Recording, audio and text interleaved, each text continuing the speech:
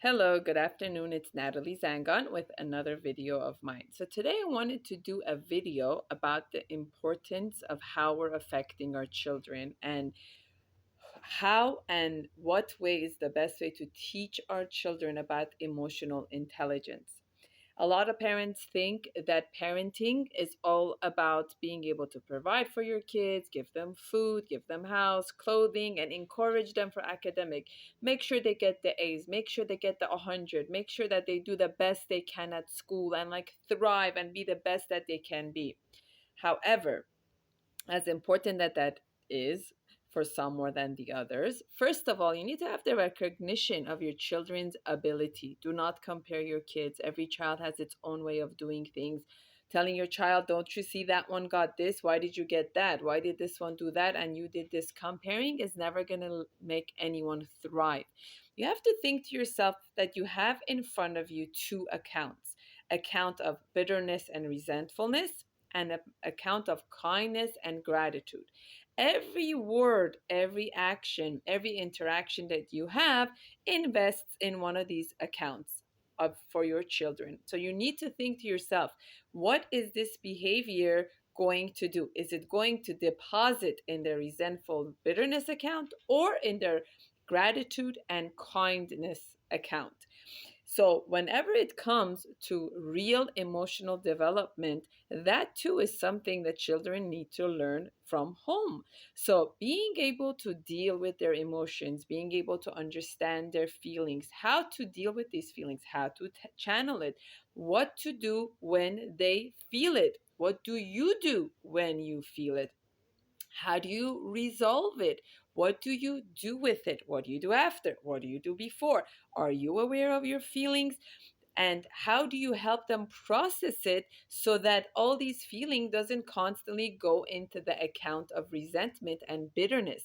Because if it keeps doing that, then they're going to reach a point in their life where they're going to become numb, and what they want to do is not to ever feel any of those feelings. So they're going to go through the world like a gun in their hand and shooting criticism and negativity towards everyone else, so they don't feel anything on the inside. And then gratefulness and kindness is going to get covered up all the way at the bottom because there was never a deposit in it, so they know how to utilize it and how to use it.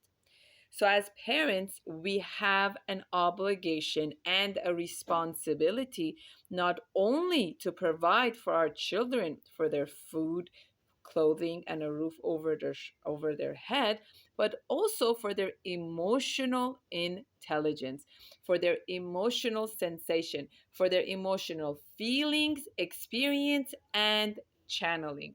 So it's not just about telling your kids, don't yell, don't scream, don't have a tantrum, go to your room, go to the corner. I don't want to see you. I don't want to deal with. I'm tired.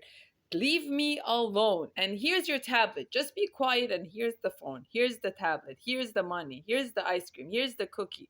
What are you teaching your children by doing that? You're teaching them that when they feel emotionally dysregulated and all over the place, that what you are depositing is in the bitterness and resentment account.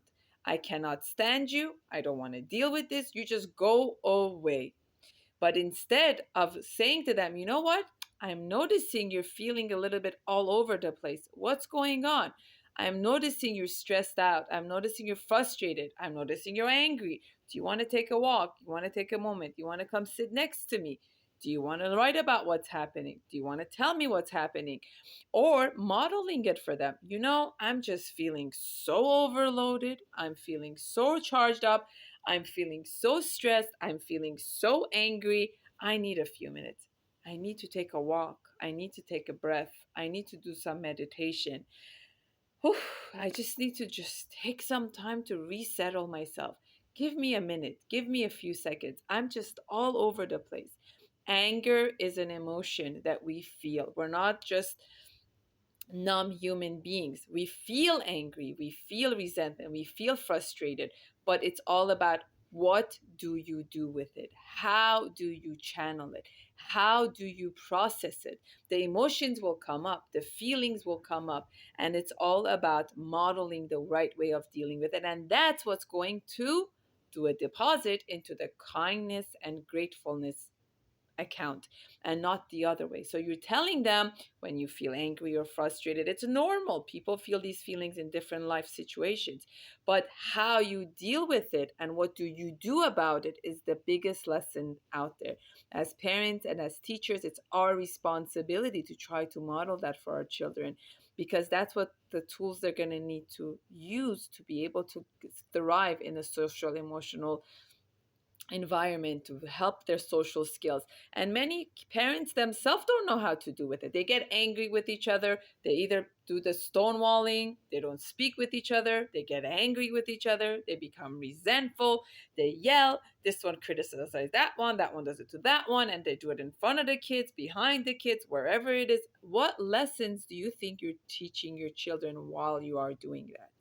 I could guarantee you it's not the kindness, it's not the gratefulness, it's more like the other account. And what life lesson are they going to learn from this? That when I'm angry, when I'm upset, what do I need to do? Do. Hurt other people so I don't feel to hurt myself. And you're not achieving anything by doing that. But instead, if you turn it and transform it into a learning experience and saying, you know what, I need a moment, or you know what, I'm too charged up, I don't want to talk about this right now. Or when you feel your body, you tell your kids, you know what, my hands are getting sweaty, my heart is racing, I'm feeling a little bit heated up in my head, I think I'm just getting so frustrated, I need a few minutes, I don't want to talk right now until I'm settled. And you come back to it, you act like a responsible person and you come back to it and you process it. It is our responsibility to also work on our own emotional expression for ourselves and model it the right way for our kids.